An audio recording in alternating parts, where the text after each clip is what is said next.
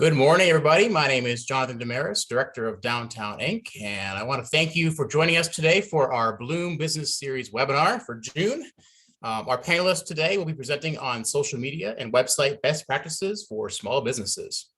This morning's event is made possible with by our presenting sponsor, PNC. So once again, thank you to PNC for your ongoing support of our 2022 Bloom Business Series workshop series.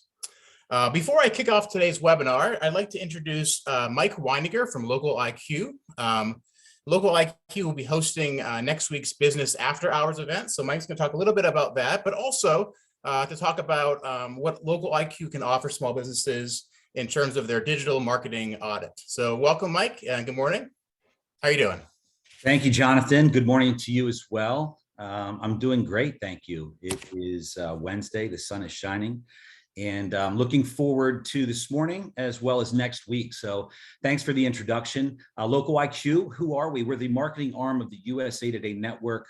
Many of you out there might be familiar with us, running into us, whether at ribbon cuttings or some of the after hours events in the chamber or YCEA and Downtown Inc. functions throughout the community. But we're basically providing a more simple and effective way to, number one, find out how your marketing works for you, and to just optimize on that to simplify things, right? So we're local, small community. The IQs, the data and insights from over 300 million campaigns that we've run over the past 10 years. Now, next Thursday night, the 23rd, we're hosting an after hours event from 5 to 7 p.m. and we need everybody there, especially if you're affiliated with any kind of nonprofit organization. You're going to want to attend because we're going to share with you our Community Thrives grant program, number one. You'll have about a week to get some of your things together. You can do some research on that now.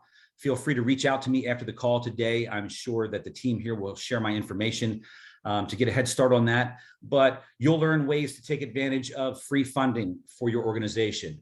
And then one of the other exciting parts about it is that we're going to be able to showcase our proprietary software, as Jonathan just alluded to, and that's what we call our Local IQ Grader Report. It basically is a software program developed by former Google employees that now work for Local IQ, and it takes any business, no matter what size, multi-location, small single mom and pop shop, does not matter. It basically looks at Google, some of the information that you currently have tied in with Google. And I keep saying Google because they are the 800-pound gorilla in the search engine world. However, it goes well beyond that. But this tool is going to allow you to get a nice little snapshot, if you will, on how your current digital presence appears, not only to yourself, but your customers in your community, for example.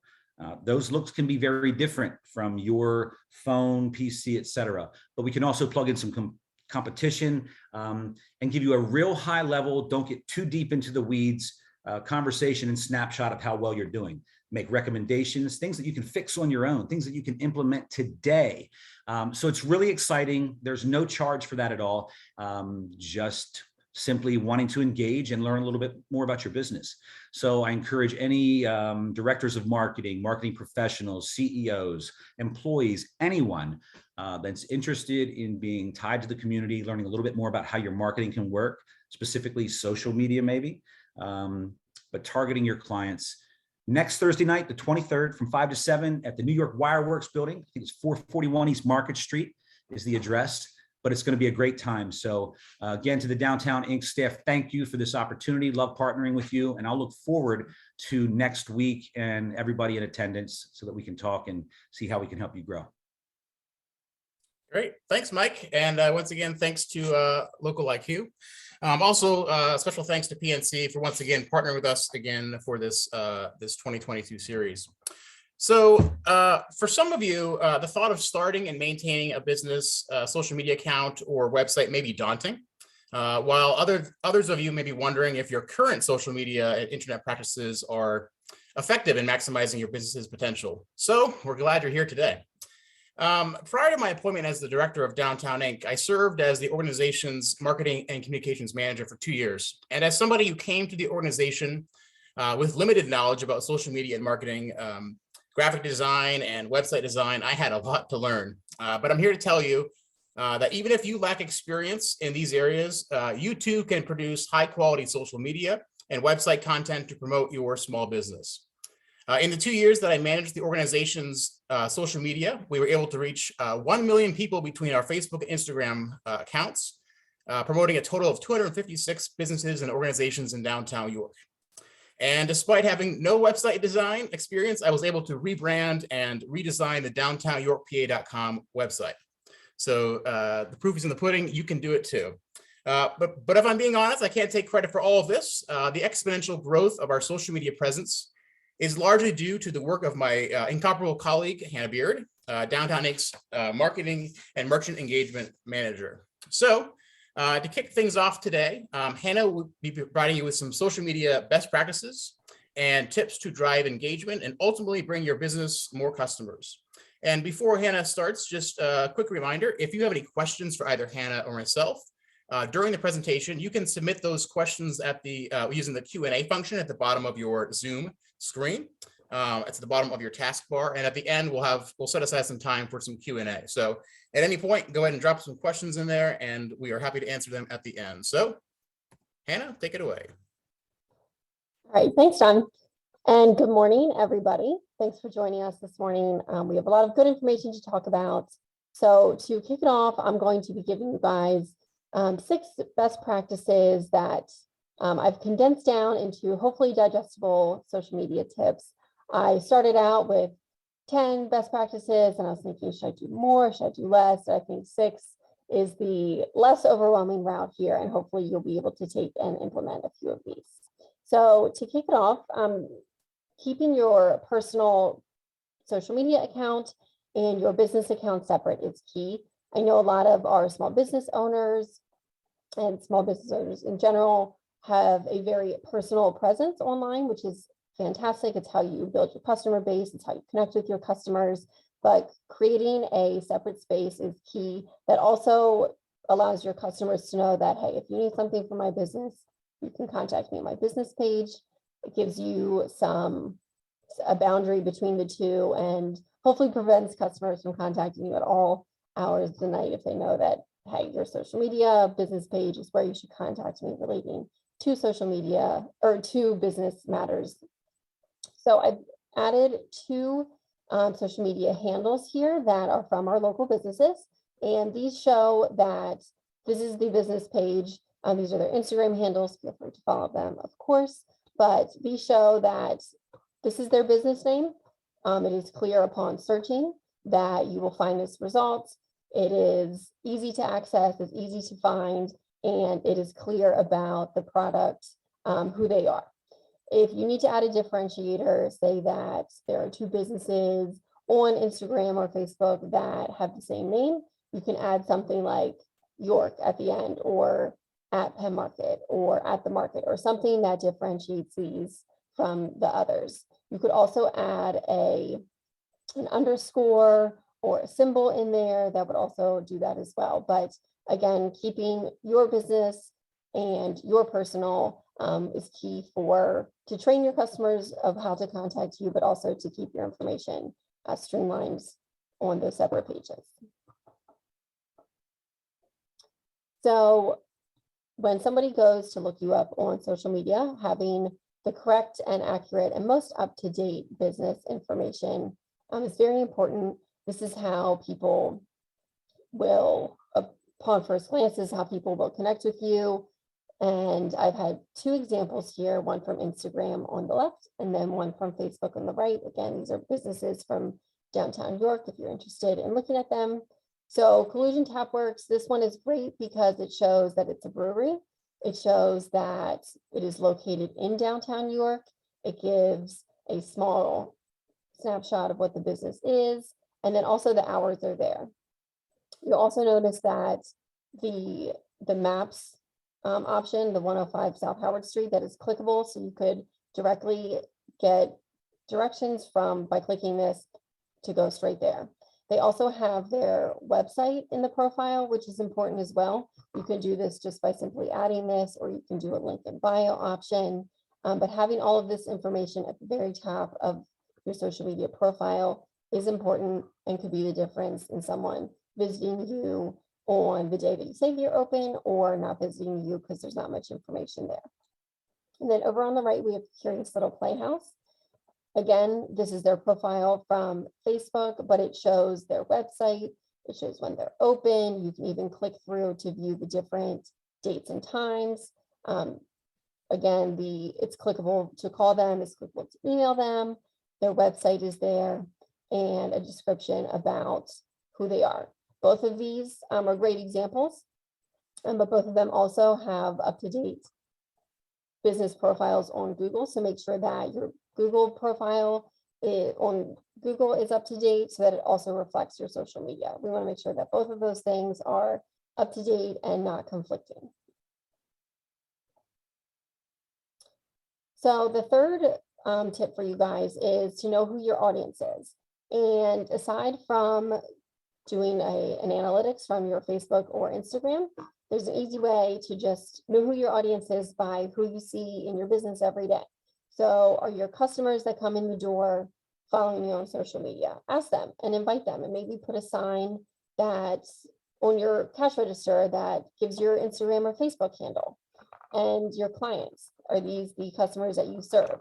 You cut their hair, you service them in other ways. Like who are these customers and how are they engaging with you? And then you can analyze your demographics on Facebook and Instagram as well. Here I have a Facebook demographics, and you can view this, and we'll go into this a little bit later, but you can view this and then also view it. Here I have the age and gender of your followers, but you can also view it by city. Where do they live? Are most of your customers near your business? Are most of your customers out of the county, out of the country? How are they following you? You'll see on the far right here, it's by device. Are they engaging with you on social media from their phone? Are they engaging with you from their desktop? All of these things are important to know, and it's important to know how they're interacting with you. And this could be through social media stories. If you post in your stories, which is only up for 24 hours, are they then clicking links to shop products? Are they then direct messaging you on Instagram to purchase products? Are they messaging you on Facebook to find out when your hours are open? Just kind of getting the tempo on that will be helpful to then know how you should post to kind of cater to their needs and what their interests are. And then number 4 here, post consistently and then at peak times. I'm sure this is easier said than done, but hopefully this will give you some quick advice to how to best capture your audiences. So capture a captive audience, and this would be knowing, again, based on the last slide, knowing when they're engaging with you. Are they on social media at lunchtime because they have a break? Are they on social media at 6 a.m. before they even get out of bed? When and how you can capture that audience will be key into potential more sales or seeing more customers in your store. If you own a market stand and your business is open for lunch, should you post during lunch hour or should you post at 6 a.m.? These things will be key, and also you can use the analytics tools to help grab that audience. And I think best practice based on our experience is posting 1 time a day or every other day. And again, this will be based on your schedule and based on your customer base. If you're getting a lot of engagement, do what works, keep it up. If not, maybe look to revisit another plan. But based on a April 2022 study, best days and times to post were Tuesday through Thursday. So Tuesday, Wednesday, Thursday at 9 a.m. And the worst times were Sundays. I think Sundays are kind of reset days. People are chilling out, looking to plan their week ahead. So you can take that time and do nothing, or you can take that time and try to amp up your own social media and really drive it home for Tuesday through Thursday. And number 5 here is to use schedulers to post ahead of time. These are a lifesaver personally for me. Creator Studio, which I have here on the right, this is through Facebook. This is Facebook's only way directly from Facebook to schedule your posts. There are other apps. This is the one I use, so I am the most versed with Creator Studio. But if you have a Facebook business page, you definitely want to look into using this. It's free. It's a great resource. You can add your graphics, you can add videos, whatever you may have, links, or just general, hey, we're open today, stop by, and then schedule. And the Later app, which is below the Creator Studio, this is for Instagram. You can also schedule Twitter if your business is on Twitter. And the Later app, there is a free version, but then there's also a paid version, but the free version is also accessible and a great tool for small businesses. I will say that schedulers, if you have if there is such thing as a slower day as a small business owner, knock out 2 to 3 hours of your schedule and schedule all of your posts for the week, or know that you have, all right, I'm going to use my lunch break every day to schedule my posts for the week, or just take some set amount of time and really carve it out and stick to that schedule if it works for you, and then go ahead and schedule those posts. Being consistent on social media is the best way to train your customers to know what to expect from you and know when to expect certain things from you on social media. It's also a great way to stay relevant on the algorithm and be part of people's feeds. So you really want to commit to scheduling and stick to that.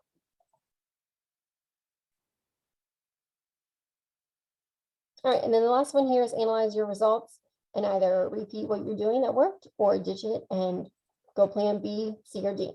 So on Instagram here, I have on the left, if you're on your business page on Instagram and you go to the top right, there's information called your professional dashboard.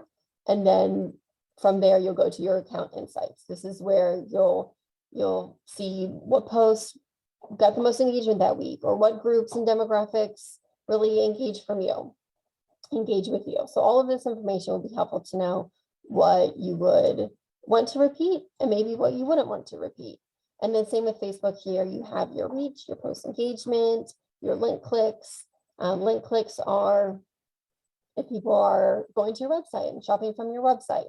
And just know that maybe it didn't work for 2 or 3 weeks, but it will work again. Or maybe it was a lot of work and not worth your time, so move on to something else. But it will take time to, again, train your customers to know what to expect from you or know how they engage. So give it a couple of weeks, let things build, and again, repeat it or go with another plan. And then, again, as John mentioned, we're happy to help with you. Drop questions in the chat about this. Please let us know how we can assist. But now we covered some social media basics. I'm going to turn it over to John to talk about how to make your social media look extra pretty and make your website look extra pretty with some social media design graphics. Great, thank you, Hannah. So just talking about some best practices for social media graphics. You may have seen a number of other business accounts that have like some stellar social media graphics, and you're wondering, like, do I need to pay for this? Is this something I can do myself? And the good news is that you don't need to pay for this, and yes, you can do it yourself.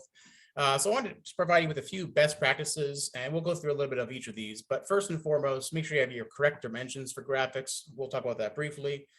Make sure the photos that you're using are high quality, and certainly if you have social media graphics that are showing poor graphic quality, then it will reflect on your business. Make sure that your graphics have readable text, but not overwhelming. So make sure it's clear within a matter of seconds, if not a second, what your graphic post is about. Try to have some variety in what you post. Don't keep using the same graphics over and over again. Of course, not every small business has their own brand standards, but if you do, certainly stick to them in terms of what colors you have, your fonts, your sizing, your logos. If you don't have brand standards, just create some kind of standards that are uniform so that your social media is cohesive. You don't want to have people see your posts and not associate it with your business. That's key. You want to avoid posts with no visual elements. It's easy to just do a Facebook post and just type it up and send it, but they really, as people are scrolling through their phones, they're not looking at those text-heavy posts. They're looking for the graphics. Of course, you want to understand image copyrights. Try to avoid just doing a Google image search and saving it and then using it in your post, because certainly that could lead you into some legal issues. And of course, spell check, grammar, that's not your thing. Have somebody else that you trust look at your content. And just some examples here. I tried, for the bad examples, I tried to use ones that are not in downtown York. So this is actually a small pizzeria, and Glasgow, Virginia. So hopefully nobody on this call has any connections to Glasgow, Virginia. But you see on the left there, this business is using graphics that are not sized correctly. They're also using the same graphic over and over again and kind of using not much variety there. So it really turns viewers off, and there's not much to visually look at. That's appealing. To the right, of course, you see Collusion Tapworks, and seeing a wide variety. It's very appealing. There's some great photography. It's high quality there. So certainly, looking at Collusion on the right versus this pizzeria in Virginia, it's a lot more appealing. To the left, we have a post by a business that is just letting customers know about their changed hours. And if I were to be scrolling through my phone and I saw this post, I would just quickly move on because there's not much there to draw my attention. While it is informative, it's not really that appealing. So to the right, you see a graphic from one of our downtown businesses that is not only is it appealing, but it's also gives you the information that you need. And it's not too text heavy. It doesn't, it's not filling up the whole screen with a bunch of text. It's really focusing on just what you need to know so that it's not bogging down the mind as you go through your social media feeds. So here's an example. This is a post that that we created recently for introduction of some new team members. You see that we have our brand colors there, as well as our logo, high quality photos. To the right, you see, this is hard to look at. Some colors that just don't match, low quality content. And if you were promoting your business and somebody were to see a graphic of this quality, they would be quickly turned off and not want to connect with you. And I mentioned before, it's really important to have the correct dimensions. At this point, if you want to go ahead and take your phone and just take a photo of the dimensions on the right-hand side, when we email you out at the end, I will also include this in my email. And we'll talk a little bit about some options for apps and programs that you can use to design social media that'll do this for you automatically. But one of the biggest things that I see with small businesses, they struggle with having the correct dimensions for posts. So you see a graphic on the left where both the left and right-hand sides are cut off. This obviously reflects on your business. Social media is a tricky thing in that there's all different kinds of dimensions for different things. So, your Facebook event cover is a different dimension than a Facebook post. Your Instagram story is a different dimensions than an Instagram post. And you may want to get into some custom sizes. And I'm going to show you an app in a minute or two that will allow you to do custom sizes in not only pixels, inches, centimeters, and millimeters, and gives you a lot of flexibility. So here are some options for some social media design programs. There's a lot out there. The one that we use is Canva, which I'll get into shortly. But you also can check out Design Wizard, Piktochart, Vista Create, PowerPoint. Also, you can create some social media graphics, as well as Microsoft Publisher. And all of these have some free version and some paid version as well. Of course, with a paid version, it gives you a lot more flexibility. But if you're just getting into the game, you can certainly just use a free version of one of these just to get things started. So I mentioned Canva. This is what we use on the Downtown Inc. team uses. We started 2 years ago using the free version of this. And I'll tell you that for a free version, it really offers you a lot. You can really do a lot with the free version. We actually have the paid version, which is fairly affordable, and it allows you a lot of extra flexibility and potential for creating content. On Canva, they have, as I mentioned, size templates. So if you want to create a Facebook graphic, you just create a Facebook graphic and automatically sizes it for you. If you want to do a Twitter post, it's got the sizing for you automatically. You can also do presentations, and actually the presentation you're looking at today is actually run through Canva. You can do videos, you can do printables, you can do posters, you can do handouts, you can do all kinds of different things through Canva. One of the nice things about Canva is that they allow you to input your brand standards. When I log into my Canva account, I have all the Downtown Inc. logos, graphics, fonts, preloaded, ready to go. So it's quick and easy to find. It's really easy for me to make uniform posts. It also has a bunch of preloaded photos, elements, videos, and music that you can use. It also has a team design feature. So everybody on the Downtown Inc. team can actually log into our Canva account and create content, which is really nice. So if you have a few individuals who are responsible for your business's social media, any one of them can log into your account and access it. Not only access previously designed graphics, but also edit and make copies of existing graphic designs. You also can do QR codes. We've seen a return of the QR code, which is really an incredible asset. You may have seen a number of businesses or restaurants in downtown York that may have a changing menu, or they want to minimize printouts. They just have a sign that has their QR code and automatically brings up their menu online. You can do all that through Canva.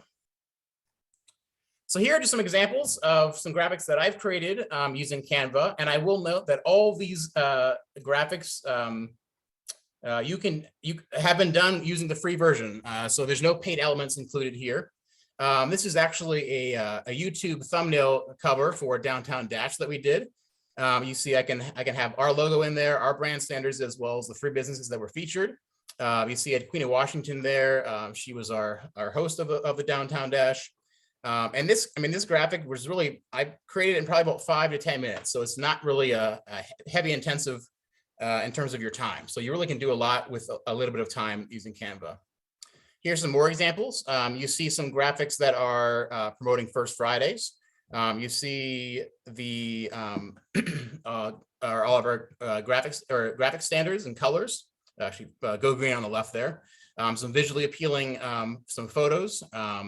If people are scrolling through their feeds and they see these, they may want to pause for a second because it really is appealing. A few more examples of Canva graphics that you can create. You can do all kinds of things like having multiple photos like you see on the left, or on the right, you actually see my photo that was added to an existing photo, and this is all possible through the free version. So I mentioned before on Canva, you can also do videos, and this is a video that I'll play in a second for last year's Yoko Taco Tour that I created, and it's a video that was fairly easy to make, and actually I created it in probably about 20 to 30 minutes. It has sound, it has a visually appealing graphics. And this is all something that you can do using the free version of Canva. So I'm going to go ahead and play it, and you can see it. And once again, this is something that you can also do using Canva.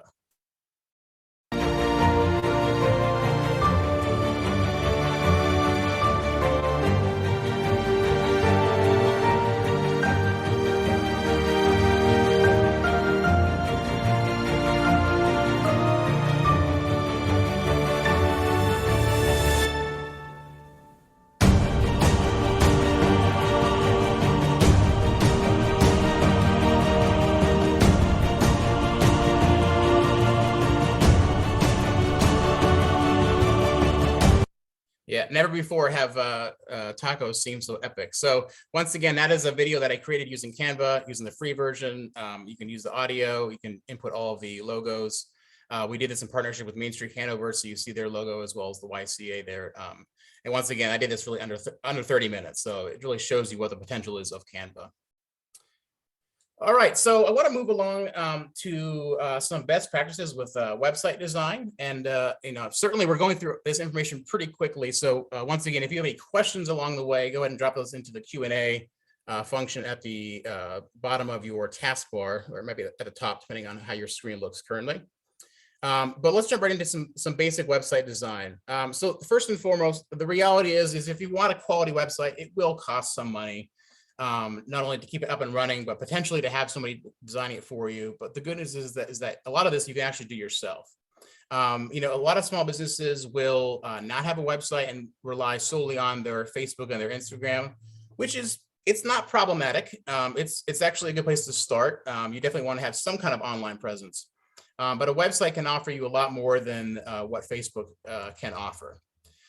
Second thing there is your URL is key. So make sure it's connected to your brand, keep it simple. The good news is that oftentimes people are finding your website through Google searches and not just typing it out. So the simplicity of it is not as important, but really make sure it's connected to your brand. Try to avoid a lot of extra letters in there and just keep it close to what your company name is. I'm going to talk a little bit about the homepage. You want to keep it simple, attractive, and easy to navigate. We live in a world where people have very short attention spans, and as soon as they get to a website that looks confusing, they're moving on. They're not going to stick around. So make sure you keep it simple, and things that people want to find often is easily accessible. As Hannah mentioned before, keep your hours, your location, and your contact info up to date. This is key, not only on your website, but also on your Google page, which we'll talk about, as well as your social media. It's if a customer sees that you are open on Tuesdays at 5 p.m. and they come downtown, they park, they pay for parking, and they show up to your shop and it is closed, chances are they're not going to return. So it's really important that you keep those up to date and you stick to them. And you also can install, use, and track some of your analytics. And we'll get into some basics of that, just to, so you can see where people are coming from to your website, who is coming to your website, how often, and what they're accessing. So here's an example of a website, the Millworks in Harrisburg, and it's a really visually appealing. Obviously, there's some delicious food and some beer there, but they've really kept the landing page simple. You see on the top there, they have what I call their more popular content. So this is the content that people will want to access and will want to know about. Chances are the majority of people who are Google searching Millworks, they want to know like how they can order takeout, how they can make reservations. They probably don't want to look for the APV of their IPAs that they're serving on draft. But if they are, they could perhaps find in the less popular content. So on the left here, there's a menu dropdown, which gives you a bunch of more options. So instead of listing all of the options on the website, simplifying it to the things that people most commonly want to find on the top, and then doing the rest on a dropdown menu. You also see that there's also a clickable button on the bottom left-hand side for their hours, because it's also a common thing that people would want to find when searching for your web page. Here is the downtown York webpage. I mentioned before that in the past few years, we've redesigned and rebranded the whole page. So you actually see a lot of graphics on here. And I'll add that all of the graphics on here were also designed using Canva. So once again, you can use Canva for not only social media, but also website design. We try to, as you are mostly aware, Downtown Ink does a lot of different things, not only from our destination marketing brand, but also our clean green safe initiatives, our business support. So we try to keep our website simple in terms of easily navigatable headers. There's still a few there, but we really kind of narrowed it down as far as we can go. You see our uniformity in terms of branding. And also we keep important relevant content up front. On the top of our page, we have a sliding banner that gives you the things that are really kind of need to know, or things that people are often going to our website for. So we try to keep it uncluttered. So for example, if you go to our website today, you'll see a blog post about what to do in downtown York in the month of June. Obviously relevant right now. We wouldn't want to include content for events that are happening, say in December, or past events. So we try to keep the content minimal and really focused on what people are looking for currently. So let's talk a little bit about website analytics. You can track your traffic in a variety of ways. You can do it in terms of visits. So anytime someone lands on your page from an external site, whether it's a Google search or from another page, you can track the amount of page views, the total number of pages that are viewed. You can break it down by each individual page. So for example, on our downtownyorkpa.com website, I can track how many times people have accessed our First Friday page, or how many times people have accessed our blog for events happening in June. You also could track the amount of unique visitors, the number of times different users who visit. You'd also track the bounce rate. This is really important. So the percentage of users who leave the site after initial landing. So if you have a low or high bounce rate, that means folks are coming to your website and leaving shortly thereafter, which means perhaps you need to readjust your landing page. Keep it simple and keep it focused on what people need to know. You can also track your site content, how often each page is viewed. You can also track your geography. This is really important for us because we're really intentional about reaching out to new geographic regions to get visitors to come to downtown York. So we're really caring about where people are accessing our page from. This is also very helpful for small business as well. So site search keywords, this is a really important thing. So when individuals are searching for your web page or just searching for anything in general, it'll tell you what keywords people are using to come to your site. So, if you are a pizza shop in downtown York and people are searching for pizza in downtown York, hopefully yours is one of the first that comes up. And you also can track your sales from your website as well. So I know we're getting close to time here, so I want to keep moving quickly. And once again, if you have any questions, drop them into the Q&A. I want to make sure we have time for that at the end. But there's two things here that you can do to drive engagement and drive traffic to your website. You have SEO, search engine optimization, and SEM, search engine marketing. SEO is free, SEM is not. And largely speaking, all these things you can do for free to drive content to your page.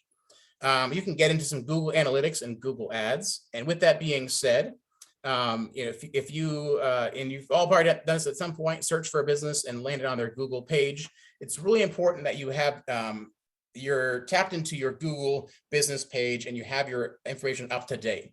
It'd be really disheartening for a customer to search for you and then find your address of where your business was 3 years ago, and then for them to show up there and it's not there. So make sure you keep your Google business page up to date. You also can do some paid ads through Google as well as some analytics. If you're searching for a business and or searching for your business on Google and you're on the second page of the search results, you can basically forget about it because nobody ever goes to the second page of Google search results. In fact, I think the number is 85% of folks don't go to the second page. So how do you get on that first page of Google search results? Well, it's all about keywords. And keywords come from these locations. They come from your site domain, which is your website, the actual URL, your site title, your URL page slugs. Those are the things that fall after. So for example, downtownyorkpa.com/First Fridays is your URL page slugs. Your site descriptions, your headings, and your body text. It's also important that you are listed on other websites, depending on what kind of business you have. Yelp, TripAdvisor, Foursquare, Urban Spoon. If you search for a business in downtown York on Google, and there's a number of them that do this really well, and you'll see that they are listed on all 4 of these things or on some of these things. So they're really dominating the front page of their Google search. That's really important. I mentioned, so site keywords, these are all what we call website descriptions. So you'll see a good example on top and a bad example on the bottom. So the Holy Hound Tap Rooms, their website description has a lot of keywords in there that would really drive traffic to their website and things that are focused on what they do. So you see rotating craft beers, range of bottles, single malt scotch, small batch bourbon.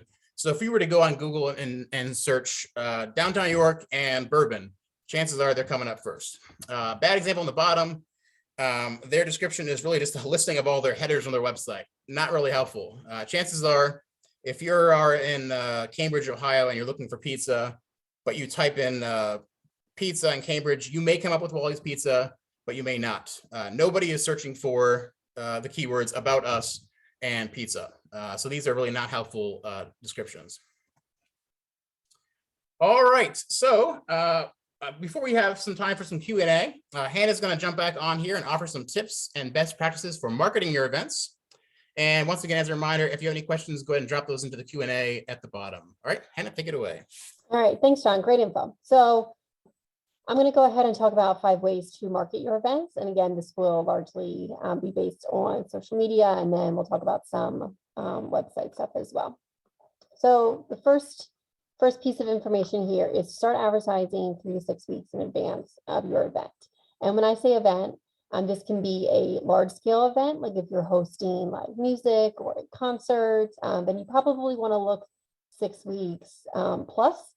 But if you're hosting something that's more smaller scale, maybe like a sidewalk sale, or you're hosting a special food event at your business, you would be safer to be in the 3 to 6 week zone.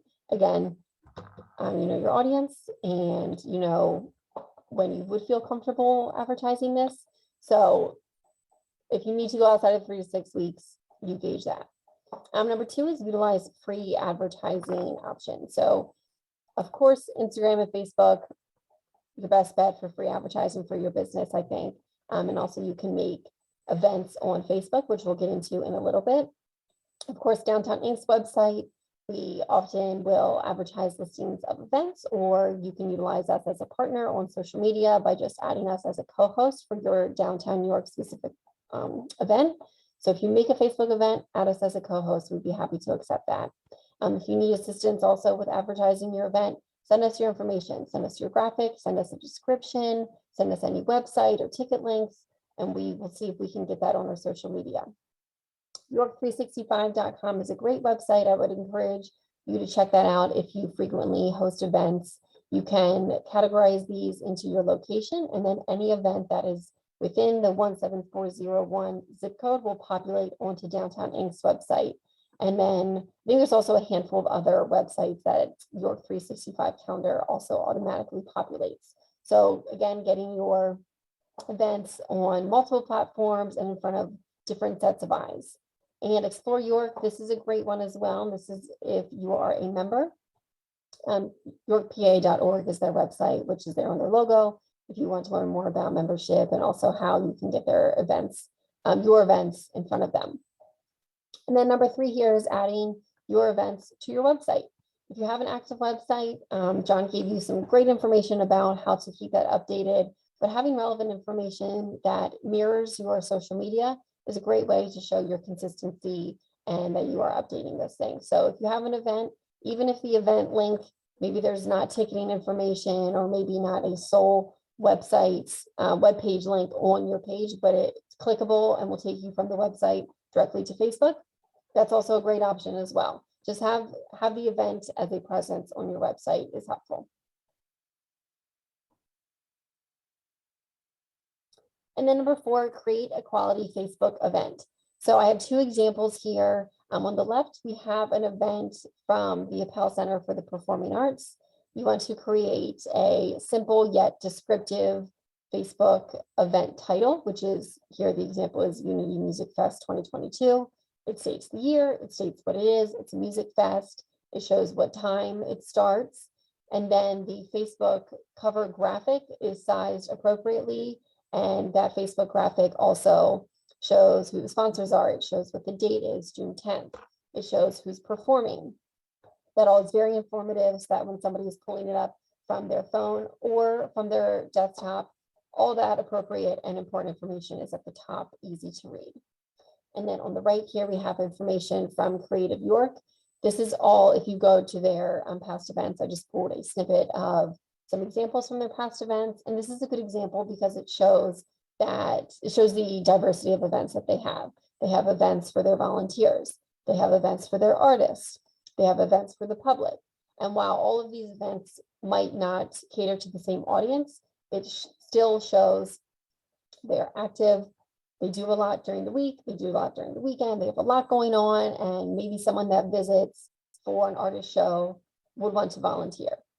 Pretty much showing that you can turn any event that you have, whether it be a sidewalk sale or a volunteer event or a cleanup event or something larger, you can post that on Facebook to show how many events you do and also just to get more eyes on your events as well.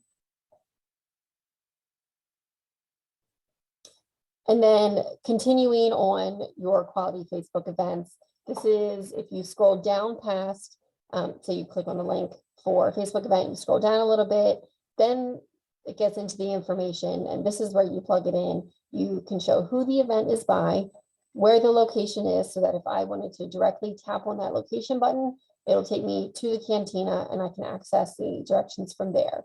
It tells me how long this event is going on for. It's a 3-hour event. It shows me who the event is for. It's for anybody. And then there's a description for the event, and it shows that this event is every second and fourth Thursday.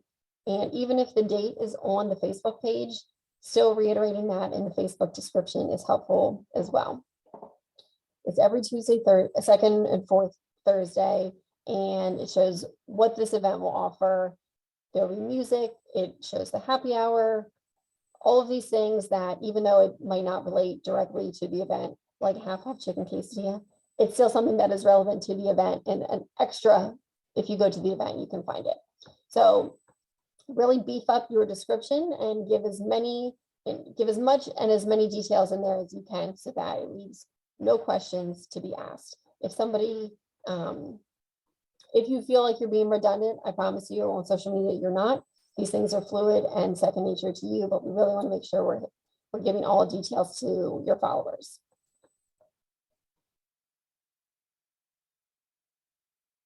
And then the last one here is engaging with your Facebook event.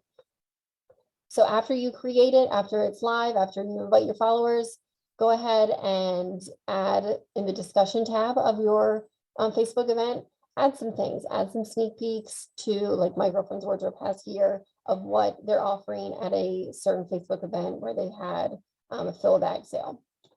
Show some sneak peeks, give some insight onto what people can find during that event.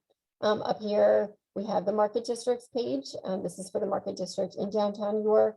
This was their First Friday event page, and they were showing what Revolt Style Studio in downtown York will be having during First Friday. So engaging so that when people follow your Facebook event and then you post in the description to give some updates, your followers will be notified. So again, giving teasers, maybe you want to talk again about ticket sales or give a reminder, or maybe there's a cancellation or an update or a weather update. This is the perfect place to do that as well.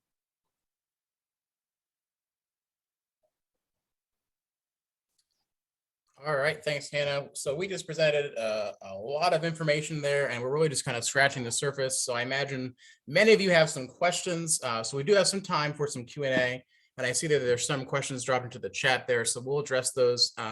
And also, as we always do with the Bloom Business Series, we'll always send out a follow-up email. So if there's additional content or information, we can we'll make sure we include that in there as well. And certainly, if we are not able to answer your question at this time, you can always email Hannah or I, and we can help you along in that process. So let's jump right in here with some Q&A.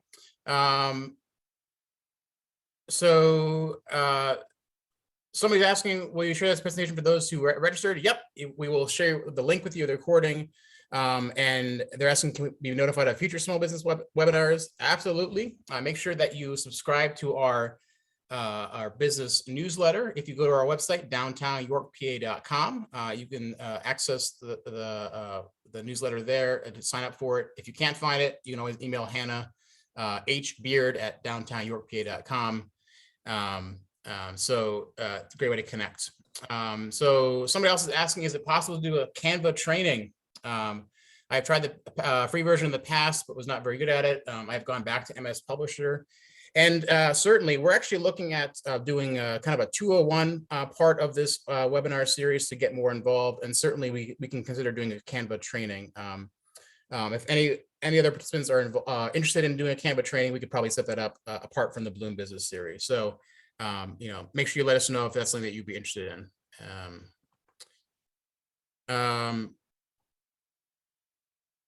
So somebody else is asking, can you elaborate more on the Google profile? You mentioned it to be up to date and in sync with your Facebook profile. I'm not sure what you meant with a Google profile. You'll need to make sure that you have a Google business account. If you just Google business account, if you don't already have one, you can go ahead and do that and log in and create that. And this is, if you go on Google right now and you search for any business, what pops up automatically is the Google business account. It'll show you on the map where it is. It'll show information that you've inputted, whether it's your hours, your website. That's something that you can do easily. And certainly if you have more questions about that, we could answer that offline. Another question, maybe Hannah, you can answer this one. Do you use the Canva app on the phone or computer? So I just use it on the computer. I find that easier for me to see everything and to have both screens up, but that's just personal preference.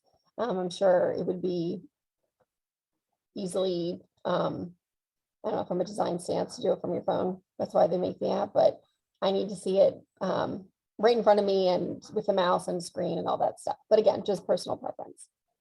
Great. We got a lot of questions coming in now, so we'll try to get through as much as we can. Let's see here.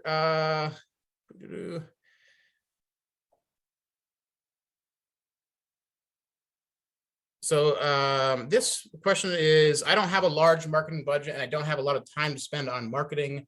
What should I do? What do you think, Hannah? What's the kind of best tips for people that don't have a large budget for it, or maybe no budget? Yeah, so we talked about some of the free options, and I think also something else you could utilize would be an intern or having somebody that would maybe do some work pro bono for you. So maybe and I've heard of businesses doing this, if you kind of swap services, they're trying to build their portfolio of marketing or photography or social media content, and they're trying to build that, and then maybe you have a service that you can offer and do type of a trade. So both people win in that scenario. Okay. This is a great question here. How much should I worry about the comments people write on my social media posts? Is it a good practice to respond to comments? Should I just respond? Should I respond to the negative comments or even delete them? And I would say, obviously you don't want comments that are profane or abusive or offensive. But I think also if somebody has a negative comment, it also allows you a chance to respond in a positive way, depending on what the content is. I've seen a lot of businesses that will respond to a negative comment and say about like the quality of service. Responding personally is also shows very much the personal touch and also connection and caring about what customers have to say. Inevitably, we also live in a society where folks love to be negative, and this is kind of the way things are. But it also allows the chance for some of your other customers or followers, people that engage with you, to respond to that and kind of leaving you out of the equation. It's always the nice thing to do with that. Any thoughts about that, Hannah, about negative comments? Similar to what you said. I mean, if it's hurtful to your page, take care of it, but also engaging in a way that would be helpful, and like you would on the phone, put on your nice customer service voice, assist that way. Also shows that you're kind, you care, that kind of thing. Great. All right, we got a few more questions. We'll try to get through as many as we can, but once again, we'll probably follow up with a lot more in the follow-up email. So question here: I'm struggling to capture and post stories to my Facebook post event. We have basic job postings and it's very active, but in terms of social media, we are lacking. Any thoughts? This person says, I am not a writer or effective in telling the story. One thing that I would encourage you to do is it's pretty easy to find additional content of things that you could post. You obviously want to keep it connected and related to your business. For example, one thing that we did early on in when Hannah and I started with Downtown Inc. is we try to find some like common themes of things to promote. So for example, we would do like, we would find whatever National Gluten-Free Day was, we would find the businesses in downtown York that do gluten-free and make a post out of that. And depending on what kind of business you have, you could have a certain kind of theme. You could do periodic posts about the events you have coming up or specials. You could do posts about, if you want to engage with the community, doing sharing other content of other pages that are relevant to your business. Any thoughts about about the idea of kind of creating a narrative or coming up with content? Obviously, it's depending on what kind of business the person is running, but. Sure. I think something also that would show that you're engaging, and also to, for lack of a better term, like fill space. If somebody tags you in something, reshare that. They're taking time to show that they're engaging with your business, and maybe you just want to screenshot it and share a review, or they checked in at your business. Throw that up in stories or as a post. Great. And I see the next question is, how often would you recommend engaging in a Facebook event? Any thoughts with that, Hannah? Yeah, great question.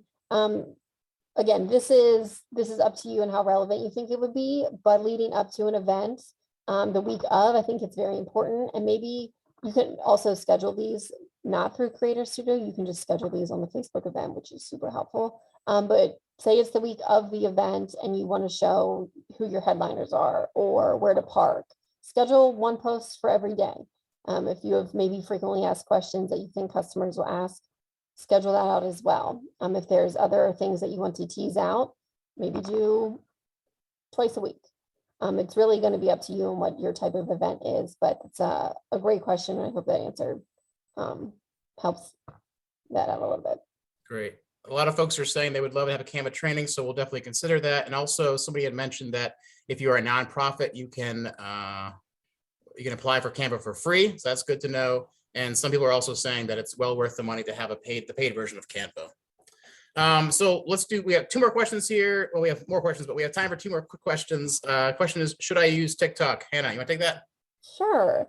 I would say get what you're good at in order first. So if you have Facebook and Instagram or whatever your preferred platforms are down pat, and it's easy for you to keep up with that, and they're super engaging and you're on it and you have the time, you have an extra set of hours a week to create reels or TikToks, go for it.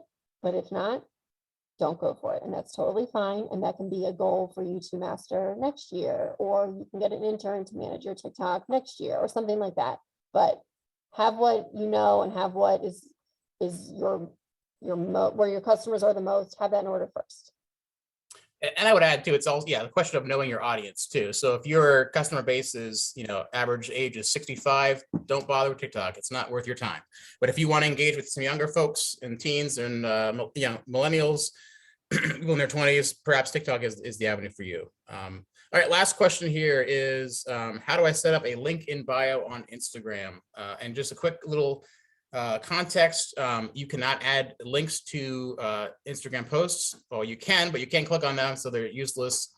So how do you do a link in bio on Instagram? Any thoughts about that? So the link in bio, John, I'm actually going to kick it back to you because I think you said Arza. Sure. But even if you can't, I will say before you answer, John, even if you can't do the whole link in bio linking thing, just put your website on your profile. Just get that there. So there's a few things you can do, a few programs and apps you can use. Some are free, some are not free. One is, Linktree. If you want to Google Linktree, you could use. I actually, Hannah's point, I actually created our own link in bio webpage on our webpage.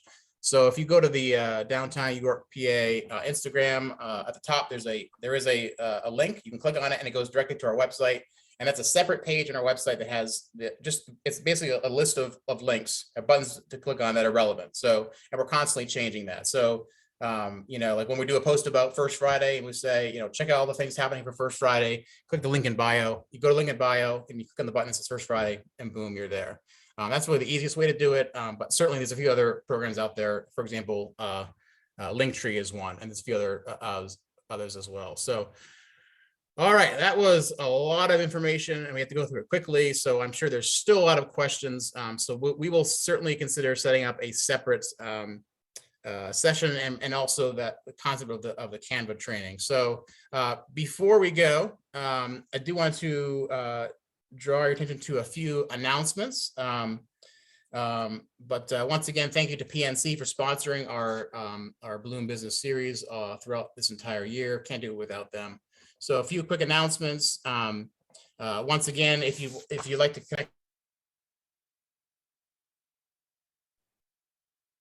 connect with Local IQ, you can certainly register for next week's.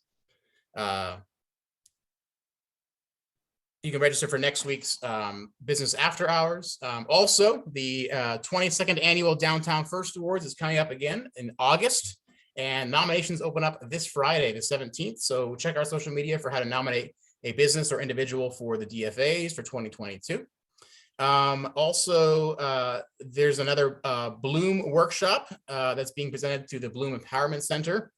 The next workshop is labeled Accounting Boot Camp, and it's on Saturday. That's the wrong date. That's actually the old one. Actually, September 8th is the next one. It's a Bloom 201 Growth and Maintenance class. So for more info and to apply for that, go to yceapa.org/Bloom, and one of us will drop that into the chat as well. July 1st Friday is coming. So if you have content to promote, you can share that with us. You can email us at info@downtownyorkpa.com, or you can do the submission form, which will be dropped into the chat as well. And we ask that you do that at least a week in advance so we can get that out there, not only in our social media, our press release, our blog posts, to promote events happening for First Friday in downtown York. You may have seen that York City has already started their George Street paving project, which is paving all of George Street from City Line to City Line. The areas that impact downtown York directly are segments 4 and 5, which are on your screen there. So be aware that from 826 to 1025 from Princess to Philly will be affected, as well as from Philly to North will be on October 4th to November 14th.